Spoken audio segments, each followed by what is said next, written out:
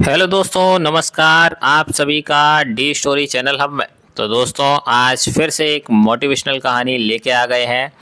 बहुत ही शानदार स्टोरी है। इसकी शुरुआत कर देते हैं। कहानी अच्छी लगे तो प्लीज़ दोस्तों चैनल को ज़रूर सब्सक्राइब कर दीजिएगा। बाबा खाटू श्याम जी, जी हाँ, जिनके बारे में यह कहा जाता है कि वे हरे के सहारे हैं। उनके दरबार में आने वाले हर भक्त की कोई न कोई कहानी जरूर होती है। किसी के साथ कोई चमत्कार होता है, किसी भक्त के बिगड़े हुए ऐसे काम बन जाते हैं जो असंभव थे। ऐसे ही बाबा के किस्सों में से एक सच्चा किस्सा हम आपको बताने जा रहे हैं। ये घटना 2022 की है। दिल्ली के मोगलपुरी इलाके में मधु जी अपनी छोटी सी बेटी काजल के साथ रहती थी। पिछले साल कोरोना की वजह से उनके पति का देहांत हो गया था। पति के मर जाने के बाद ससुराल वालों का रवैया बदल गया। मधु के सास, ससुर और देवर, जेठ सब ये चाहते थे कि वह किसी तरह यहाँ से चली जाए और उसे प्रॉपर्टी में हिस्सा ना देना पड़े। मधु को ये सब बातें समझ में आ रही थी।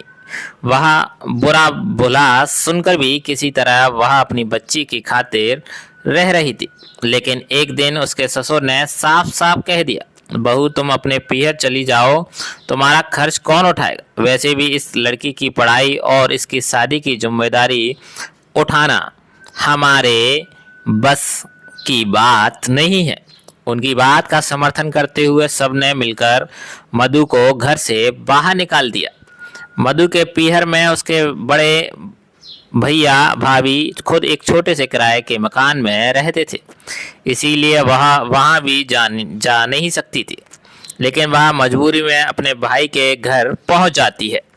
वह अपने भैया से कहती है, भैया आप मुझे कुछ दिन यहाँ रहने दो, फिर मैं कोई काम ढूंढ लूँगी और रहने का इंतजाम कर लूँगी।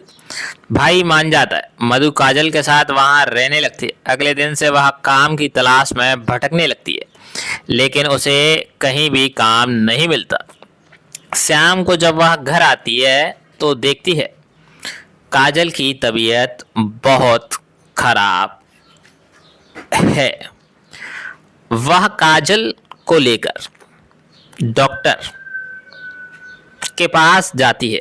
डॉक्टर काजल का चेकअप करता है और कहता है कि इसमें खून की कमी है, इसके खाने पीने का अच्छे से ध्यान रखो, फल खिलाओ और साथ में ये दवाइयाँ लिख रहा हूँ, समय समय पर दे देना। मधु के पास कुछ पैसे थे। वह काजल को घर छोड़कर केमिस्ट की दुकान पर जाती है। केमिस्ट पर्चे को देखकर कहता है, ये सारी दवाएं मिलाकर 500 रुपये की हैं। मधु के पास केवल 200 रुपये थे। वह केमिस्ट से दवाई उधार देने के लिए कहती है, लेकिन वह मना कर देता है। पर्चा वापस कर देता है, लेकिन मधु घर की ओर चल देती है। रास्ते में एक बंद दुकान की सीढ़ियों पर बैठकर वह अपने भाग्य का रोने लगती है। तभी उसे कहीं से भजनों की आवाज आती है। मधु उस आवाज की ओर चल देती है। बराबर वाली गली में खाटू श्याम जी का कीर्तन हो रहा था। वह रोते रोते वहां जाकर बैठ जाती। सामने श्याम बाबा की मूर्ति देखकर रोने लगती है। भजन सुनते सुनते वो भूल जाती है कि वह तो दवाई लेने निकली थी। सब हारे के सहारे की जय जयकार कर रहे थे, लेकिन मधु इन सब से बेखबर बस रोए जा रही थी। बैठे बैठे कब घंटों बीत गए उसे पता नहीं लगा। जब कीर्तन खत्म हो गया तो प्रसाद बांटा जा रहा था। मधु ने भी प्रसाद लिया। वह प्रसाद लेकर खाटू श्याम जी की मूर्ति के पास गई। उसने बाबा के चरणों में सर झुकाया। रोते हुए उसने बाबा से अपनी बेटी के लिए प्रार्थना की। जब वह कीर्तन से बाहर निकल रही थी तो उसे दवाई की याद आई। पर्चा देखा, एक हाथ में प्रसाद था, लेकिन वह 200 रुपये कहीं नहीं दिखे। फिर उसे याद आया कि वे पैसे तो उसके हाथ से बाबा के चरणों में गिर गए थे। मधु घबरा गई।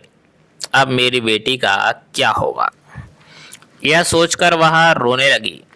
पैसे वापस मांग भी नहीं सकती थी। वहां तो बहुत से लोग पैसे चढ़ा रहे थे। वह वहीं खड़े खड़े रोने लगी।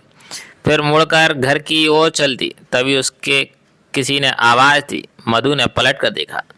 एक आदमी जो प्रसाद बांट रहा था वह उसके पास आया और बोला, बहन, मैं तुम्हें बहुत देर से देख रहा हूँ। तुम जब से आई हो रो ही रही हो, क्या बात है?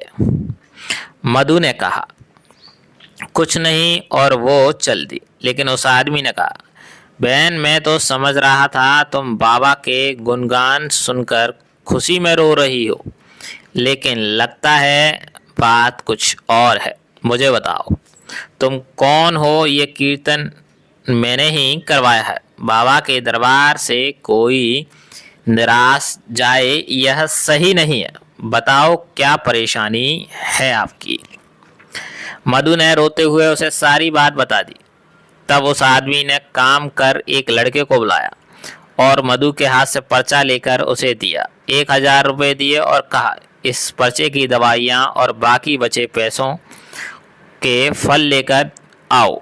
उसे भेजकर उस आदमी ने कहा, बहन, जब तुम निराश हो गई तभी तुमने बाबा के भजन सुने, जिसे सुनकर तुम यहाँ आई। बस समझो बाबा ने तुम्हें बुलाया। चिंता मत करो, कल तुम आकर मुझसे मिलना। बाबा की कृपा से मेरी बहुत बड़ी फैक्ट्री है जिसमें तुम्हारे जैसी बहन काम करती हैं। तुम्हें काम भी मिलेगा और रहने का इंतजाम भी हो जाएगा। मधु कुछ बोल ना सकी। वह बस रोए जा रही थी। यह देख एक कर उस आदमी ने कहा, बस बहन, जितना कष्ट था वो तुमने सह लिया। अब सब बाबा पर छोड़ दो। बाबा ने तुम्हें अपनी शरण में ले लिया है। तभी वह लड़का दवा और फल लेकर आ गया। उस आदमी ने फल और दवा मधु को दिए। मधु उन्हें धन्यवाद देकर घर आ गई। अगले दिन से मधु को उस फैक्ट्री में काम मिल गया और उसे वही फैक्ट्री के पास रहने की जगह भी मिल गई, जहां बहुत सी औरतें रहती थीं जो अलग अलग शिफ्ट में काम करती थीं। उनसे जान पहचान हो जाने पर वे काजल का ध्यान भी रखने लगी। कुछ ही दिनों में वह अच्छे से काम सीख गई।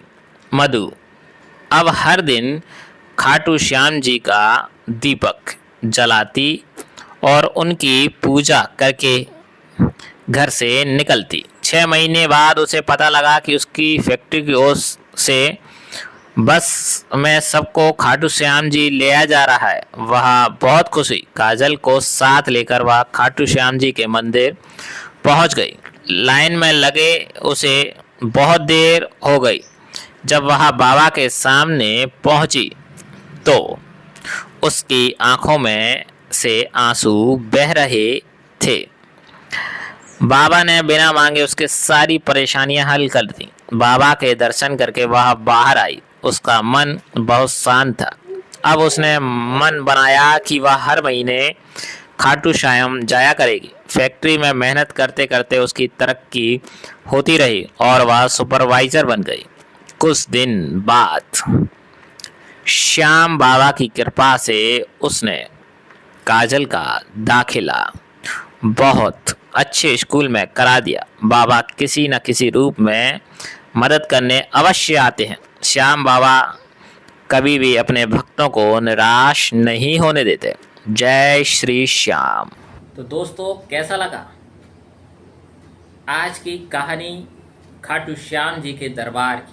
जी हाँ, खाटू श्याम जी के दरबार में जो भी व्यक्ति, जो भी भक्तजन पहुंचता है उसके सारे कष्ट दूर हो जाते हैं। वो इस कहानी का एक छोटा सा पहलू। ऐसे कई लोग हैं हजारों में जिनका जीवन बदला है खाटू श्याम जी के यहाँ अपना सर झुकाने से। अगर आपकी भी कोई परेशानी है तो प्रभु श्री खाटू श्याम के दरबार पहुंच जाइए। खाटू नगरी में जयपुर से थोड़ा सा पास में है, 100 किलोमीटर। सबसे पहले आपको जयपुर पहुंचना पड़ेगा, वहां से आप रिंगस रोड या डायरेक्ट भी बस आप पकड़ सकते हैं खाटू श्याम के, खाटू की जगह की।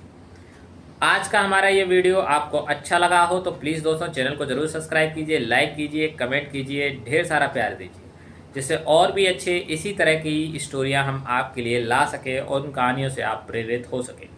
तो आज की कहानी अगर अच्छी लगी है तो प्लीज़ दोस्तों चैनल को ज़रूर सब्सक्राइब कर दीजिए।